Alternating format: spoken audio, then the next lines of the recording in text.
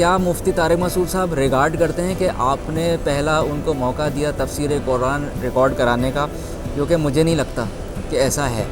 तो मैंने मुफ्ती तारिक मसूद साहब से रब्ता किया, उनकी मस्जिद गया, तो उन्होंने मुझे मना कर दिया था कि यार हमारे जो बड़े हैं वो अलाउ नहीं करते कैमरे पे आना।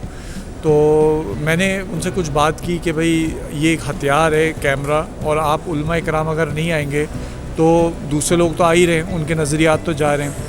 तो मुफ्ती साहब ने कहा मैं समझता हूँ लेकिन मुझे थोड़ा वक्त दें। तो बहरहाल तकरीबन मेरे ख्याल है 2 हफ़्ते बाद वो एग्री हो गए इंटरव्यू देने पे। आदिल भाई, अब आपने इस पे आपने कभी खुलकर बात नहीं करी। एक जो टॉपिक जिसके बारे में मैं बात करने जा रहा हूँ कि मैं आपको बहुत पर्सनली जानता हूँ, आपने अज़ान टीवी शुरू किया, आपका अज़ान टीवी बहुत फ्लरिश रहा है गुज़िश्ता कई सालों से। आपने मुफ्ती तारिक मसूद साहब को इंट्रोड्यूस करवाया। आपकी वो पहली वीडियो भी हमने देखी जिस पे मुफ्ती तारिक मसूद साहब अपना चेहरा नहीं दिखा रहे थे, क्योंकि उनके नज़दीक उस वक्त तक कैमरे में शायद वीडियो उनके नज़दीक वो सही नहीं थी। ऐसा ही है। मेरा पॉइंट अब आपसे है कि इसको आपने कभी डिस्कस नहीं किया कि मुफ्ती तारिक मसूद साहब आज माशाल्लाह जिस मुकाम पर हैं उसके पीछे कहीं ना कहीं आपकी काविशें हैं, और क्या मुफ्ती तारिक मसूद साहब रिगार्ड करते हैं कि आपने पहला उनको मौका दिया तफसीर कुरान रिकॉर्ड कराने का, जो कि मुझे नहीं लगता कि ऐसा है, और इस पे आप खामोशी इख्तियार करते हैं। मैं चाहता हूँ आज आप खुल के पब्लिक को बताएं कि मुफ्ती तारिक मसूद साहब की आपसे क्या कोलैबोरेशन थी, कि आपने वाकई उनको इंट्रोड्यूस करवाया था या नहीं। अगर करवाया था तो क्या वो वीडियो वाकई पहली थी जिसमें आपके फ्रंट आ रहा है और उनकी बैक आ रही है। तो मैं जानना चाहता हूँ इस पर मुझे आपकी तफसीली डिटेल चाहिए। देखिए, असल में आप अक्सर इस टॉपिक पे मुझसे बात करते रहते हैं कि आप क्यों नहीं इस पे बोलते, तो मैं आपको यही बोलता हूँ मैं इस पे क्या बोलूँ, मतलब इसमें बोलने की क्या बात है। अब आपने सवाल किया और मैंने आपको जैसे कहा था कि आज मैं जवाब दे दूँगा आपको जो भी आप कहना चाहते हैं, पूछना चाहते हैं। तो देखें, मुफ्ती तारिक मसूद साहब जो हैं वो 2014 की, मैंने 2009 में अज़ान वेब टीवी शुरू किया था। उस वक्त मैं मुख्तलिफ़ पर्सनैलिटीज़ के इंटरव्यूज़ कर रहा था, जैसे जनरल हमीद गुल साहब भी आए हमारे चैनल पे, डॉक्टर इसरार अहमद साहब, बड़ी बड़ी शख्सियात आईं। और उस वक्त मुझे शुरू में काफ़ी मौक़े मिले बड़े बड़े लोगों से इंटरव्यू करने के, क्योंकि उस वक्त आप कह सकते हैं कोई कॉम्पिटिटर ही नहीं था 2009 में, सही ना। तो 2014 तक मैं इस तरह के प्रोग्राम्स करता रहा था, यानी कि सेमिनार कंडक्ट कर रहा हूँ करंट अफेयर्स के ऊपर, इस्लामी मौज़ूआत पे इंटरव्यूज़ कर रहा हूँ, उलमा इकराम के, मुफ्ती रफ़ी उस्मानी साहब वगैरह, मतलब ये सब चीज़ें चलती रहीं। फिर मुझे 2014-15 में ये ख्याल आया कि यार मैं कोई ऐसा ठोस, अच्छा इस दौरान 2014 में या 2015 के शुरू में जैसे मैं सबके इंटरव्यू कर रहा था, जिस तरह मेरे इल्म में आया कि एक जामिअतुर रशीद के एक मुफ्ती साहब हैं जिन्होंने शादियों में बुक लिखी हुई है, तो मैं उन तक पहुंच गया कि चलें एक यूनिक कंटेंट बन जाएगा। तो मैंने मुफ्ती तारिक मसूद साहब से रब्ता किया, उनकी मस्जिद गया, तो उन्होंने मुझे मना कर दिया था कि यार हमारे जो बड़े हैं वो अलाउ नहीं करते कैमरे पे आना। तो मैंने उनसे कुछ बात की कि भाई ये एक हथियार है कैमरा, और आप उलमा इकराम अगर नहीं आएंगे तो दूसरे लोग तो आ ही रहे हैं, उनके नज़रियात तो जा रहे हैं। तो मुफ्ती साहब ने कहा मैं समझता हूँ लेकिन मुझे थोड़ा वक्त दें। तो बहरहाल तकरीबन मेरे ख्याल है 2 हफ़्ते बाद वो एग्री हो गए इंटरव्यू देने पे। हथियार की कीमत चल गई 2 हफ्ते में। खैर बहरहाल तो उन्होंने जो है वो इस पे तैयार हुए, और लेकिन उन्होंने कहा कि कैमरा जो है मेरी पीठ के पीछे रखा जाए। तो मुझे कोई इस पे एतराज़ नहीं था, और वो उनका इंटरव्यू हुआ और वो आपने देखा भी होगा, शादियों के मौजू के ऊपर था। तो उसके बाद लेकिन मुफ्ती साहब ने कहा कि मुझे इसका फ़ीडबैक बहुत अच्छा है, क्योंकि उससे पहले इनकी ऑडियो जो है वो जाया करती थी अपने हल्का अहबाब के अंदर। अच्छा, तो मैंने मुफ्ती साहब से कहा कि अगर इसका आपको फ़ीडबैक अच्छा है तो मैं एक प्रोजेक्ट स्टार्ट करना चाह रहा हूँ तफसीर कुरान का।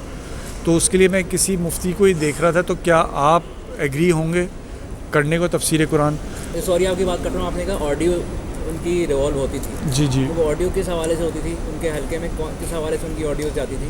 दीनी मौज़ूआत पर। दीनी मौज़ूआत पर। जी जी। अच्छा, तो मैंने जब उनको ये कहा तफसीर कुरान का, तो बहुत एक्साइटेड हुए और वो बिल्कुल मेरे साथ एग्री थे और एग्री हुए। और अल्लाह का शुक्र है, उन्होंने, मैं ये कहूँगा मुफ्ती साहब की बहुत मेहनत थी इसमें कि वो जामिअतुर रशीद जाते थे और वापसी में अमूमन मेरे पास आते थे सफारी पार्क के सामने जो हमारा ऑफिस है, जो आपने भी देखा हुआ है, वो उधर आते थे, रिकॉर्डिंग करते थे। और अल्लाह का शुक्र है कि उन्होंने उस ऑफिस में तकरीबन 200 एपिसोड्स से ज़्यादा रिकॉर्ड कराई। 200 एपिसोड का मतलब ये कि एक एपिसोड 40 मिनट की होती थी। तो मुझे याद है कि मुफ्ती साहब एक एक दिन में कभी 2 एपिसोड कराते थे, कभी एक, और कभी फिर वहाँ आराम भी करते थे। फिर हमारे सेशन होते थे, खाने पीने का भी, बिरयानी वगैरह ये सब कुछ भी चलता था। फिर ये चीज़ हमारा 2015 से लेकर 2019 तक तफसीर कुरान चलता रहा, रिकॉर्डिंग्स होती रही, क्योंकि हमने तकरीबन 550 के करीब एपिसोड्स रिकॉर्ड करने थे। जब बस ये अभी बीच में हमने कैमरा की बैटरी ख़त्म हो गई थी, तो हमने ये कॉफ़ी मंगवा ली। हम कंटिन्यू कर रहे हैं। तो कहाँ बात चल रही थी, क्या बात चल रही थी? साहब, जब तक वो आपके पास तफसीर रिकॉर्ड कराने जी आए, तो मुफ्ती साहब के साथ हमारे जो सेशन होते थे 2015 से 2019 तक, मुफ्ती साहब के साथ सेशन होते थे, तफसीर कुरान वो रिकॉर्ड करते थे। बहुत अच्छा वो वक्त था। मुफ्ती उससे साहब पहले वो किसी और वीडियो चैनल वगैरह में यूट्यूब पे कहीं नहीं आते थे? नहीं, अलग वो सबसे पहले अजान टीवी जो हमारा चैनल है उसी में आए थे, उसी में इंट्रोड्यूस हुए थे और उसी पे ही आते थे वीडियो के। उसमें बीच में ये हुआ था कि डॉक्टर आमिर लियाकत हुसैन जब हयात थे, तो उनके टीम के जो एक मुफ्ती साहब थे, उन्हीं की टीम में मुफ्ती अब्दुल कादिर, उन्होंने मुझसे रब्ता किया था, क्योंकि उनसे मेरी अच्छी सलाम दुआ थी, आमिर भाई से भी और मुफ्ती कादिर साहब से भी। तो उन्होंने कहा कि भाई आपके चैनल पे जो मुफ्ती साहब आते हैं, मुफ्ती तारिक मसूद, तो क्या आप, शायद वो वक्त एक्सप्रेस चैनल में थे, क्योंकि वो चैनल बदलते रहते थे आमिर लियाकत साहब, तो उन्होंने कहा कि क्या आप उनको एक्सप्रेस चैनल पे यहाँ रमज़ान के महीने में, रमज़ान के दिन शुरू होने वाले थे, तो ये तफसीर कुरान का सेशन कर सकते हैं सहरी में। फिर मैंने मुफ्ती साहब से बात की। मुफ्ती साहब को मैंने यही कहा कि एक अच्छी अपॉर्चुनिटी है कि आप मेन स्ट्रीम मीडिया में, ये कामयाबी है, मेन स्ट्रीम मीडिया पे आप आएंगे, सही। तो मुफ्ती साहब एग्री हुए और मुफ्ती साहब फिर उनकी एक डील भी कराई, जो एक उनका हदिया जो बनता था वो भी हुआ माशाल्लाह। और फिर वहाँ से मुफ्ती साहब ने तफसीर कुरान किया। सहरी के दौरान शॉर्ट सा होता था उनका सेशन। उसी दौरान वो आपके चैनल पे भी आते रहते? जी, मेरे चैनल पे भी आते थे। फिर 2019 तक वो मेरे चैनल पे आते रहे। उस वक्त फिर मुझे याद है कि उनके कुछ, उनका स्टूडियो बनाना उन्होंने शुरू कर दिया था अपनी मस्जिद में। 2019 की बात कर रहा हूँ। अच्छा, वो क्यों? बस वो अपना एक सेटअप बनाना चाह रहे थे। असल में कोई डिस्कशन हुई थी आपकी, या मैं अपना अलग करना चाह रहा हूँ? असल में उनका जो है वो ये हुआ था कि जैसे जब मशहूर होता है तो ज़ाहिर बात है लोग उनसे रब्ते करते हैं, सही ना। जब उनके महल्ले के लोगों ने और भी लोगों ने जब उनसे रब्ते किए, लड़कों ने रब्ते किए, कोई सॉफ्टवेयर इंजीनियर है, कोई डिजिटल मार्केटिंग में, कोई वेबसाइट डेवलपर है, तो उनको एक खुद ही एक टीम उनकी डेवलप हो गई, जो लड़के उनसे मुतासिर थे, नौजवान। तो उन्होंने मुफ्ती साहब को यही मशवरा दिया, जो मुझे उस वक्त पता चला था, कि भाई आप अपना चैनल बनाए। चैनल तो था उनका, लेकिन प्रॉपर अपना चैनल कब था उनका यूट्यूब चैनल एक पहले का था, जिसमें सिर्फ उनके ऑडियो बयान आते थे। अच्छा, ऑडियो बयान, ऑडियो आते थे। तो उनका जो सबसे पहले वीडियो है वो तो मेरे साथ ही था ना, जो शुरू हुआ। तो अब उन लोगों ने कहा कि भाई अपना आप चैनल बनाएं। तो मुफ्ती साहब फिर आहिस्ता आहिस्ता उन्होंने मुझे कुछ ऐसी बातें करना शुरू की कि मुझे अंदाज़ा हो गया कि मुफ्ती साहब जो हैं अपना मतलब सेटअप करना चाह रहे हैं। मसलन सबसे बड़ी चीज़ तो ये थी, एंकर उस जैसे सवाल करता हूँ, देखें जी नहीं, असल में सबसे बड़ी बात तो ये थी कि मुफ्ती साहब जो है जैसे पहले रेगुलरली रिकॉर्डिंग्स के लिए आते थे, फिर क्योंकि उनके वो जब मशहूर भी होने लगे तो उनके असफ़ार शुरू हो गए, कभी मलेशिया, कभी इधर, कभी उधर, लोग उनको दावत देने लगे। तो यानी कि हमारा जो चैनल था अजान टीवी, उसमें आते हुए ही उनकी इतनी मशहूरी हो चुकी थी कि वो अब गैर मुल्की असफ़ार पे जा रहे थे।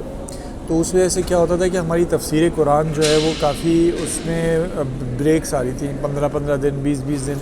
तो मुझे ये, मैं फ़िक्रमंद हो गया कि भाई मैंने तो ये ऑफ़िस इसीलिए खोला था तफसीर कुरान के लिए। तो इस तरह तो 20 साल में भी ख़त्म नहीं होगा, सही। तो फिर मैंने ऑन बोर्ड दीगर और कुछ मुफ्तियान को लिया कि आप भी जो है रिकॉर्डिंग शुरू कर दें। नहीं तो आप कांटेक्ट नहीं करते थे मुफ्ती तारिक मसूद साहब से कि देखें आपने एक हाँ, तो वो सफ़र में होते थे, अब मैं उनको फ़ोर्स तो नहीं कर सकता था। तो खैर पॉइंट ये कि मुफ्ती साहब ने फिर अपना सेटअप कर लिया था, फिर आहिस्ता आहिस्ता वो क्या कहते हैं, बस अलग हो गए, सही ना। मैं भी फिर 2019 के बाद कुछ मेरे पर्सनल इश्यूज़ स्टार्ट हो गए थे फैमिली के से रिलेटेड, तो मैं भी कुछ बिज़ी उसमें हो गया था। फिर बहरहाल मैंने वो तफसीर कुरान अपने जो दीगर मुफ्तियान थे उनके साथ करता रहा, और फिर 2024 में अभी आके सबने कंप्लीट हुआ है। अभी रिसेंटली आपकी तारिक मसूद साहब से बात होती है? नहीं, मेरी मुफ्ती साहब से कोई ऐसा सच बात नहीं होती।